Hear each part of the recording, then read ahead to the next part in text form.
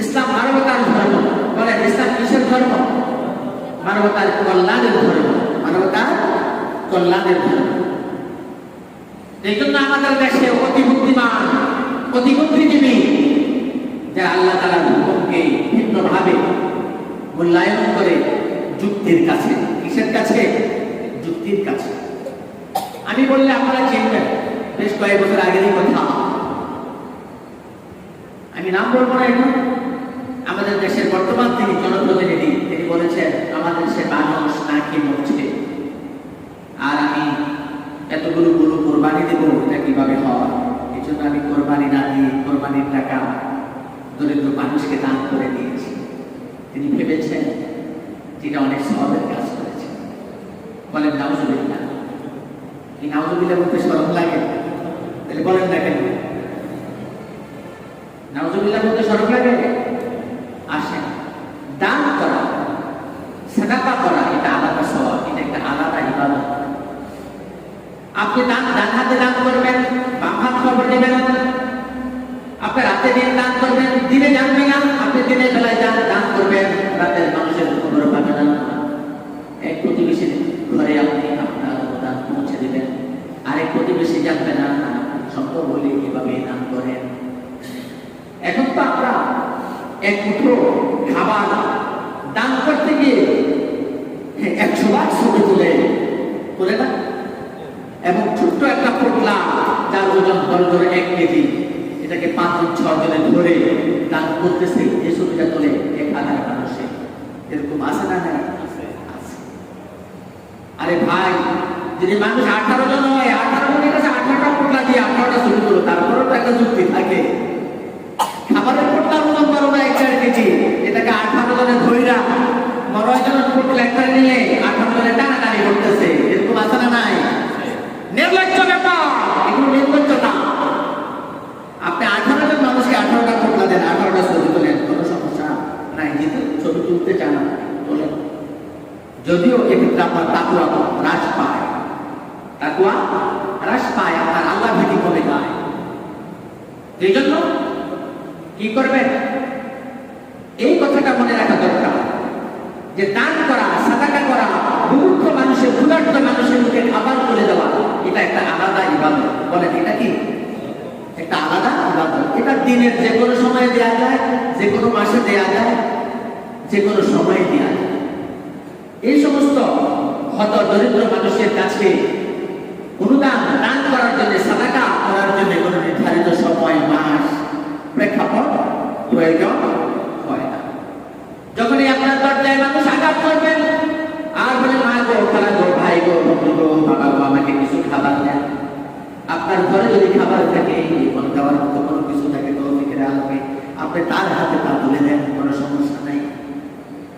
আর আপনি যদি মনে করেন আমার প্রতিবেশী, আমার আত্মীয়-স্বজন, কাছের মানুষ, পাশের মানুষ, অথবা দূরের মানুষ আমার আত্মীয়, অভাবে আছে, অনটনে আছে, কষ্টে আছে, দুঃখে ভারাক্রান্ত, অনেক কষ্টে দিনাতিপাত করে, আপনি তার মানব কল্যাণের নিমিত্তে, তার হিতাকাঙ্ক্ষী হিসাবে রাতের অন্ধকারে তার বাসায় আপনি খাবারের পোটলা পৌঁছাইয়া দেয়।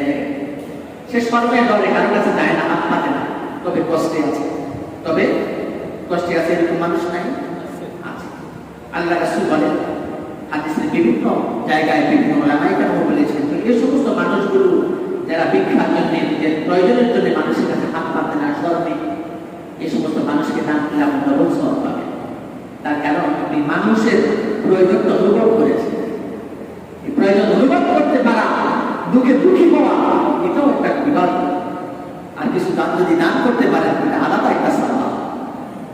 তার ঘরে গমের বস্তা, চালের বস্তা, আলুর বস্তা মাথায় করে দিয়ে পৌঁছে দেন। খলিফাতুল মুসলিমিন হযরত ওমর ফারুক রাদিয়াল্লাহু তাআলা এভাবে অভাবী মানুষের ঘরে খাবার পৌঁছে দিতেন তাদের অন্তরে। আপনি যদি বলেন ইসলামের খলিফা হযরত ওমর ফারুক রাদিয়াল্লাহু তাআলার অনুসারী আমি হতে চাই, তাহলে আপনি কি করেন? নিজের মাথায়, নিজের কাঁধে তুলে নেন খাবারের পুটলা, চালের বস্তা, তাদের পাশে পৌঁছে দেন। যদি মনে করেন যে না, শারীরিকভাবে আমি অক্ষম, আমার শরীরটা ভিন্ন, একটা রিক্সায় তুলে দেন, পৌঁছে দেন। কাঁধে করে নিতে হবে, শর্ত সেটা নয়, শর্ত হচ্ছে পৌঁছে দেওয়া। শর্ত হচ্ছে পৌঁছে দেওয়া। তৎকালীন যুগে হয়তো ওইরকম যানবাহনের ব্যবস্থা ছিল না, কিন্তু তারা নিজেরাই কাজ করে নিয়েছে। আপনি এখন রিক্সা আছে, ভ্যান গাড়ি আছে, পৌঁছে। আর যদি ঘোষণা দেন জায়গায় ত্রাণ বিতরণ করা হবে, সবাই আসবে, এটাও অভদ্রতা। এটা কি অভদ্রতা? একজন মানুষ, হতদরিদ্র অভাবী মানুষ হিসাবে আপনার কাছে লাইন ধরে দাঁড়াবে, আপনার এখানে কি মানব মর্যাদা আপনার সাথে এটা কি লোক পায় না, হ্রাস পায় না? হ্রাস পায়। যার প্রয়োজন আছে, কিন্তু প্রয়োজন থাকা সত্ত্বেও তিনি চক্ষুলতায় সেখানে আসবেন। এখানে মানবিক হন, এখানে আত্মমর্যাদা আর মানব মর্যাদা রক্ষা করে, এগুলো খেয়াল রাখেন। আসল আসল কথা এটা। এই জন্য এ ধরনের যুক্তি দেখানো যাবে না যে আমার কাছে কোরবানি আমি করলে লক্ষ টাকা দিয়ে কোরবানি করতে পারি। আমি চাই আমার দেশ এলাকার 100 পরিবারে 1 লক্ষ টাকা দিয়ে আমি তাদেরকে ভাগ বাটোয়ারা করে দিব, তারা উপকৃত হবে, তাদের অভাব পূরণ করবে কোরবানির টাকা দিয়ে। না ভাই, এটা করা যাবে না। আপনার যুক্তির কাছে আল্লাহ তাআলার হুকুম, আল্লাহ তাআলার হুকুমের কাছে আপনার যুক্তি বিকল, মনে রাখা দরকার। আপনি সারা বছর কোথায় ছিলেন? মানব দরদি।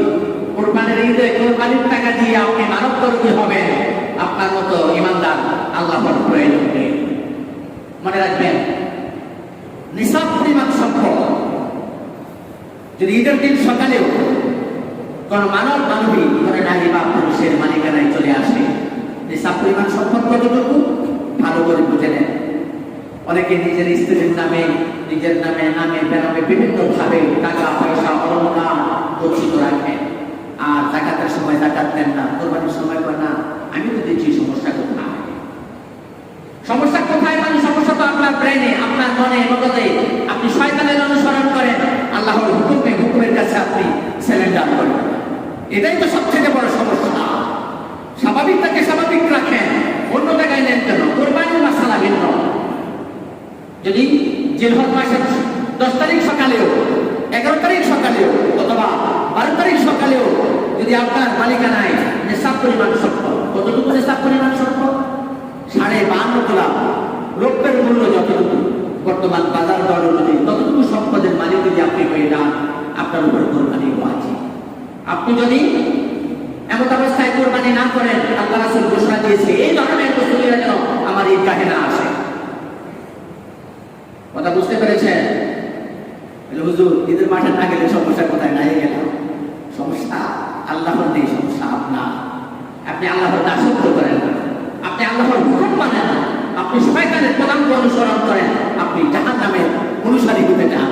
আমাদের কোনো সমস্যা নেই। এই জন্য কুরবানি মনে রাখবেন, কুরবানি একটা আলাদা ইবাদত। বলেন, কুরবানি একটা আলাদা ইবাদত। বলেন, কুরবানি একটা আলাদা ইবাদত। বললেন না? কুরবানি একটা আলাদা ইবাদত। দান করা, সাদাকা করা, মানুষকে খাবার দেওয়া, অভাবীর অভাব দূর করা, এটা আলাদা ইবাদত। এটা আলাদা ইবাদত। কোরবানির টাকা দিয়ে আমি কোরবানি করবো না, কি করলাম? কোরবানির টাকাটা আমি গরিব দুঃখী মানুষদেরকে দিয়ে দিলাম, তারা দালাম কোটা উঠার ব্যবসা বাণিজ্য করলো। হ্যাঁ, নির্বাচনের সময় আমাকে তারা আমার দলের, হ্যাঁ, তারা আপনার দলের লোক হতে পারে। আমি বলবো তারা শয়তানের লোক, শয়তানের দলের লোক। কেননা আপনি কোরবানি না করে কোরবানির টাকা আপনি কি দিচ্ছেন? মানুষকে দিয়ে দিচ্ছেন। আপনি কোরবানি করলেন না, আল্লাহ তাআলার ওয়াজিব হুকুম আপনি আদায় করলেন। কথা বুঝতে পেরেছেন? এই জন্য অনেক স্বামীরা আছেন, স্ত্রীর নামে টাকা আছে, পয়সা আছে, নেশাব পরিমাণ সম্পদ আছে, গয়নাগাটি আছে, তোলায় তোলায় ভরিয়ে ভরিয়ে, আছে না নাই? আছে। এগুলোর কোনো হিসাব নিকাশ করে না, নিজের নামে শুধু 100 লিটার কোরবান দেয়। এরকম লোক নাই? আছে। এই জন্য 52.5 তোলা রূপার যে দাম, এই দাম অনুযায়ী আপনার স্ত্রীর নামেও যদি কোনো সম্পদ থাকে, তাই আপনার স্ত্রীর নামেও কোরবানি করা উচিত। সেটা আপনার স্ত্রী তার পকেটের টাকা দিয়েও করতে পারে, আপনিও তার পক্ষ থেকে তার নামে করতে পারেন। কথা বুঝতে পেরেছেন?